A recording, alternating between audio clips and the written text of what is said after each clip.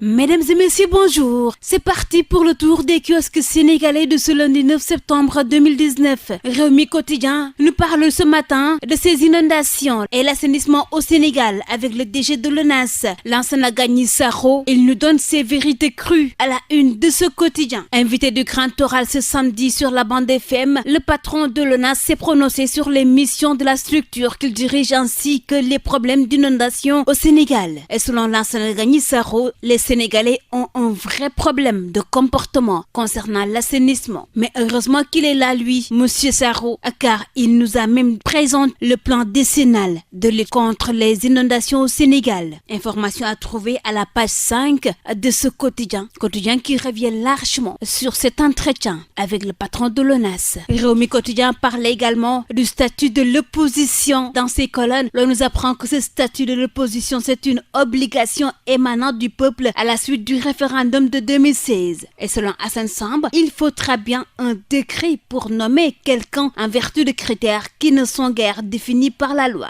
Deux options s'offrent cependant, selon de nombreux experts sur la question, soit opter pour la majorité parlementaire et en pareil cas, poursuit toujours Hassan Samb dans ses colonnes, ce serait le Parti démocratique sénégalais et son chef Abdoulaye Wade, ou opter en tout cas pour la seconde position lors de la dernière présidentielle et en pareil cas cette fois-ci, ce serait Idrissa Seck lui-même, le leader de Rewmi, qui sera choisi. Et tout se joue en principe entre Wade et Idi, selon toujours Hassan Samb dans Rewmi de ce matin. Rewmi Quotidien qui parle également de ces femmes libérales qui investissent Karim pour cette prochaine présidentielle. Elles ont choisi leur candidat pour la prochaine présidentielle, c'est Karim Wade. En assemblée, c'était ce dimanche, elles ont sorti une résolution allant dans ce sens. L'As Quotidien nous parle de ces frondeurs justement qui foudroient Karim. Il s'agit d'Oumar Sarr, de Maître Amadou Sall et compagnie. Ils ont fait une démonstration de force ce week-end à Dagana selon ce quotidien. Et les Échos nous précisent de son côté qu'Oumar Sarr et compagnie, ils étaient bien dans une tournée nationale pour descendre Karim Wade, qu'il qualifie de poltron. L'As Quotidien nous parle aussi d'Abdoul Mbaye. Il exige lui un décret concernant la nomination du président du Conseil constitutionnel. Et Enquête Quotidien qui nous présente justement le président de l'Acte avec ce décret numéro 2016-1222 du 12 août 2016 portant renouvellement du mandat de Pape Omar Sakho. Et selon Abdoul Mbaye, ce décret reste introuvable et il accule le président du Conseil constitutionnel dans Enquête de ce matin. Et sans sa publication, selon toujours Abdoul Mbaye, toutes les décisions prises depuis le 13 août 2016 seraient nulles